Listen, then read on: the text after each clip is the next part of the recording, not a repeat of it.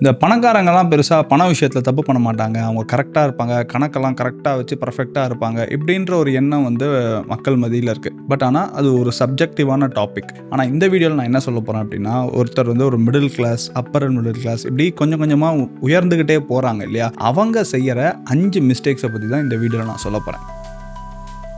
First என்னென்னு பார்த்தீங்கன்னா, அவங்களோட லைஃப் ஸ்டைலில் இன்க்ரீஸ் பண்ணுறது. அவங்களோட இன்கம்மை எக்ஸ்பென்ஸாக அப்படியே மாற்றுவாங்க. அவங்களோட இன்கம் ஏற ஏற என்ன பண்ணுவாங்கன்னா, லைஃப் ஸ்டைலை ரொம்ப இன்க்ரீஸ் பண்ணுவாங்க. அதாவது பார்ஷான ஹோட்டலுக்கு போகிறது, ஒரு லக்ஸூரியான காரை இஎம்ஐயில் போட்டு வாங்குறது, இல்லை மாலுக்கெல்லாம் போயிட்டு ஒரு எக்ஸாட்டிக்கான ஷாப்பிங்கு, பர்ச்சேஸு, அது இதுன்ட்டு அப்படியே அவங்களோட லைஃப் ஸ்டைலில் அப்படியே ஒரு ட்ரிபிள் த டைம்ஸ் இன்க்ரீஸ் பண்ணுவாங்க. எண்ட் ஆஃப் த டே என்ன ஆகும் அப்படின்னா, அவங்க எக்ஸ்ட்ராவாக சம்பாதிக்கிற இன்கம் வந்து ஒரு வெல்த் பில்டிங்காக அதுக்கு போகாது, ஃபுல்லாக எக்ஸ்பென்சஸாகவே போயிடும். ஸோ இந்த மாதிரி நேரத்தில் அவங்க என்ன பண்ணலாம் அப்படின்னா, இப்போ 20% அவங்களுக்கு சேலரி ஹைக் வருது அப்படின்னா அதில் ஒரு 10% இன்வெஸ்ட் பண்ணிட்டா பெட்டர். ஏன்னா நம்ம வருமானம் உயர நம்ம லைஃப் ஸ்டைலை இன்க்ரீஸ் பண்ணிக்கணுன்றது கரெக்டு தான். ஆனால் அதுக்கு முன்னாடி நம்ம கொஞ்சம் அமௌண்ட் எடுத்து நமக்காக சேவ் பண்ணணும், இன்வெஸ்ட் பண்ண ஆரம்பிக்கணும். ஏன்னா நம்ம சம்பாதிக்கிறது நார்மலாக நான் வந்து வாழ்கிறதுக்காக சம்பாதிக்கிறேன்னா பரவாயில்ல. ஆனால் நம்ம அதிகமாக எதுக்கு சம்பாதிக்கணும் அப்படின்னா, என்னோட லைஃப் ஸ்டைலை இன்க்ரீஸ் பண்ணணும், ஆனால் அண்ட் நான் சம்பாதிக்கிற பணம் எனக்கு ஃபியூச்சர்லேயும் ஹெல்ப் ஆகணும். இந்த 2 இதுலேயும் இருக்கணும். வர பணத்தை அப்படியே நான் செலவு பண்ணுறேன் அப்படின்னா நான் அதிகமாக சம்பாதிக்கிறதுக்கான பர்பஸே இல்லாமல் போயிடும். ஸோ அதனால் உங்களோட இன்கம் ஏற அதில் ஒரு பகுதியை எடுத்து சேவ் பண்ணுங்கள், இன்வெஸ்ட் பண்ணுங்கள். And mistake number 2, ignoring liquidity. அதாவது இங்கே பார்த்தீங்கன்னா அவங்களோட ரிச்னஸ் வந்து பேப்பரில் தான் இருக்கும், கேஷாக இருக்காது. என்ன பண்ணுவாங்கன்னா, பணம் வர இந்த வில்லாஸ் வாங்குறது, அப்புறம் ஊரில் போய் நல்ல லேண்டை வாங்குறது, இந்த மாதிரி லிக்விடிட்டி இல்லாத அசட் கிளாஸாக பார்த்து இன்வெஸ்ட் பண்ண ஆரம்பிப்பாங்க. ஆனால் டக்குன்னு ஒரு எமர்ஜென்சின்னு ஒன்று வருது அப்படின்னா ஒரு இடத்துல பிரேக் ஆவாங்க. ஸோ இது கிட்டத்தட்ட எப்படின்னா, நல்லா நான் வீடு கட்டிட்டேன் ஆனால் டோர் ஒண்டி வைக்கல அப்படின்ற மாதிரி இருக்குது. ஸோ ஃபஸ்ட்டு நீங்கள் என்ன பண்ணணும்னா, நீங்கள் ஒரு அசட் கிளாஸில் இன்வெஸ்ட் பண்ணுறதுலாம் கரெக்ட் தான். ஒரு எமர்ஜென்சிக்குன்னு ஒரு பணத்தை வச்சுக்கோங்க. லிக்விட் அசட் கிளாஸ்லையும் கொஞ்சம் இன்வெஸ்ட் பண்ணுங்கள், லைக் மியூச்சுவல் ஃபண்ட்ஸோ ஃபிக்ஸட் டெபாசிட்டோ இந்த மாதிரி இன்வெஸ்ட் பண்ணுங்கள். மிஸ்டேக் 3, ரொம்ப டேக்ஸ் சேவிங்கில் ரொம்ப அப்சஷனாக இருக்கிறது. அதாவது டேக்ஸ் சேவ் பண்ணணும், நான் நிறைய டேக்ஸ் கட்டக்கூடாது, நான் வந்து என்னோட வருமானத்தில் நான் ரொம்ப டேக்ஸ் பே பண்ணுற மாதிரி இருக்குது, அதை எப்படி குறைக்கிறதுன்னு மட்டும்தான் யோசிப்பாங்களே தவிர வெல்த்தை எப்படி பில்ட் பண்ணுறதுன்றதை யோசிக்க மாட்டாங்க. நான் வந்து இந்த வருஷம் வந்து இவ்வளோ டேக்ஸ் கட்டக்கூடாது இப்படின்னு தான் சொல்லுவாங்களே தவிர, இல்லை இவ்வளோ பணம் வந்திருக்கு இதை நான் ஃபஸ்ட்டு இன்வெஸ்ட் பண்ணுறேன் அப்படின்ற ஆங்கிளில் யோசிக்கிறவங்க கம்மியாக இருக்காங்க.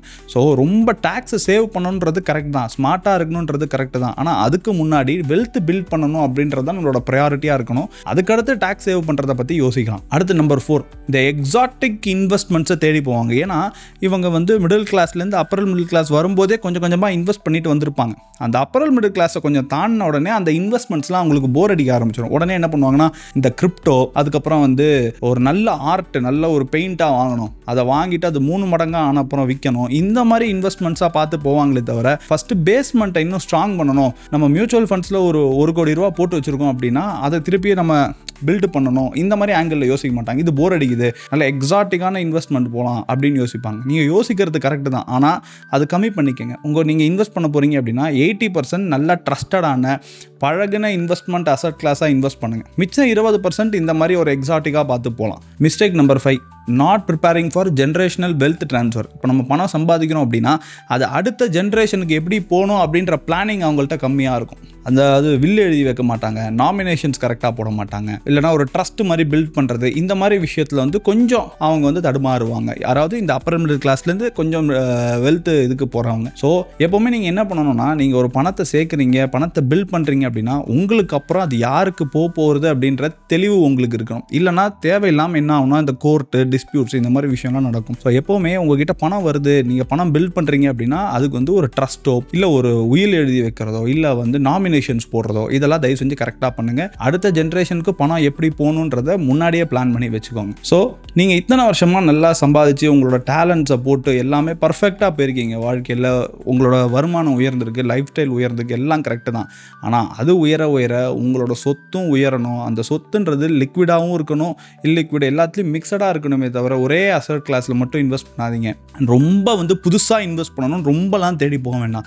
சிம்பிளாக இருக்கிற இன்வெஸ்ட்மெண்ட்ஸை எப்போவுமே உங்களுக்கு வெல்த்தை பில்ட் பண்ணி கொடுக்கும். இந்த வீடியோ உங்களுக்கு பிடிச்சிருந்தா லைக் பண்ணுங்கள். அண்ட் இது யாருக்காவது ஷேர் பண்ணால் யூஸ்ஃபுல்லாக இருக்கும் அப்படின்னா அவங்களுக்கு ஷேர் பண்ணுங்கள். அண்ட் இந்த மாதிரி வீடியோஸ் உங்களுக்கு அடிக்கடி வரும்னா சப்ஸ்கிரைப் பண்ணிக்கோங்க. அண்ட் நெக்ஸ்ட்டு நான் என்ன டாபிக் பேசினா கரெக்டாக இருக்கும், உங்களுக்கு யூஸ்ஃபுல்லாக இருக்கும்னு எதுவும் உங்களுக்கு தோணுதோ அதை கமெண்ட் பண்ணுங்கள்.